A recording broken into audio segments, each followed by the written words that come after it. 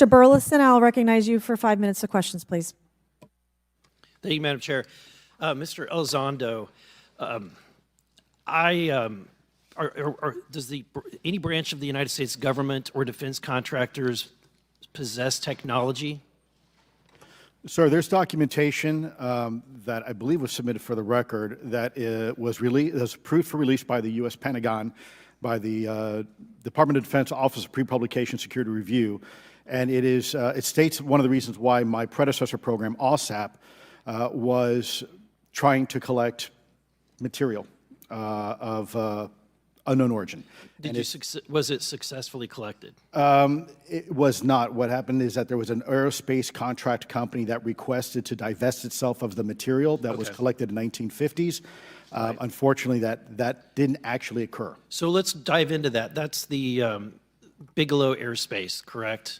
So yes, sir. There was a journalist, Christopher Sharp, who said that there was a transfer between Lockheed Martin, Bigelow Aerospace, and the CIA allegedly blocked this. Can you describe that?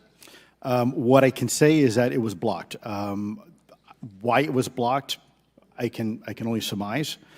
I was part of some conversations later on with some of those contract personnel where they had told all of us that is accurate. What we required was a memo from the Secretary of the Air Force in order to make that complete, and that never occurred. And so when Secretary Mattis became Secretary of Defense, I decided it would be appropriate for me to try to receive a memo from him as SecDef, as Secretary of Defense, if we could not get a memo from the Secretary of the Air Force to transfer that material. So if that material exists today, who's in possession? Sir, I wouldn't be able to have that conversation in an open hearing. We'd probably have to have that. Okay, my question to you then is, if we were in a secure setting, if we were in a SCIF, would you be able to provide or get access to something, whether it's visuals or material that we could put our hands on, or biologics, that would convince me, that would show me that we have non-human origins? Sir, that decision would not be mine. That would be to the gatekeeper still in the U.S. government. And who would so if you were in our shoes, where would you go from here? How would you get that information? A lot of times we just don't know who to ask because we don't know where to go next. So if you were in our shoes, where would you go? Well, I prefer to answer that question in a closed session. However, we established Aero for that very purpose, and unfortunately, under its previous leadership, it failed. So one would hope that they would have the authorities necessary to do that. Let's hope that this new iteration of leadership will be successful. In the discussions, it's simply about material, or is there discussion about it was previously testified that there's biologics that were collected. Are you aware of any of that? I am, sir, aware of the reporting that biologics have been recovered. Again, my focus was more nuts and bolts, looking at the physical aspects of these phenomenon, how they interacted around military equities and nuclear equities.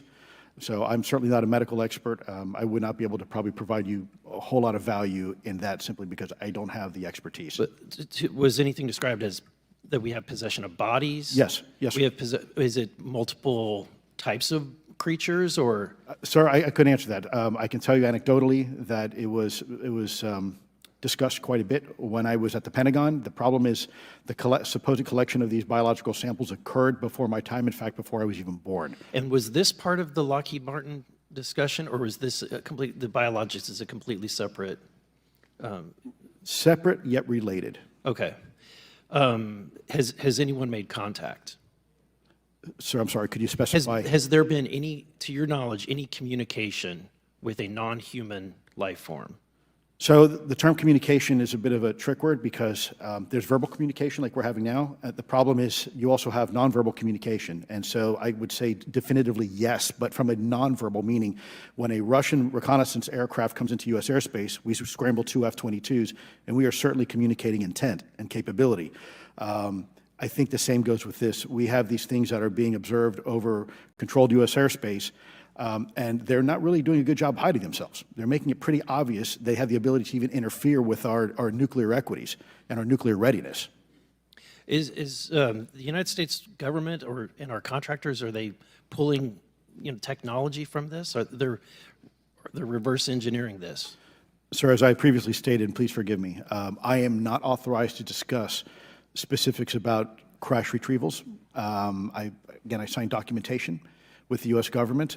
What I can say was, after a very thorough review process by the Pentagon, what I wrote about, and that was my limit, unfortunately, that I was given.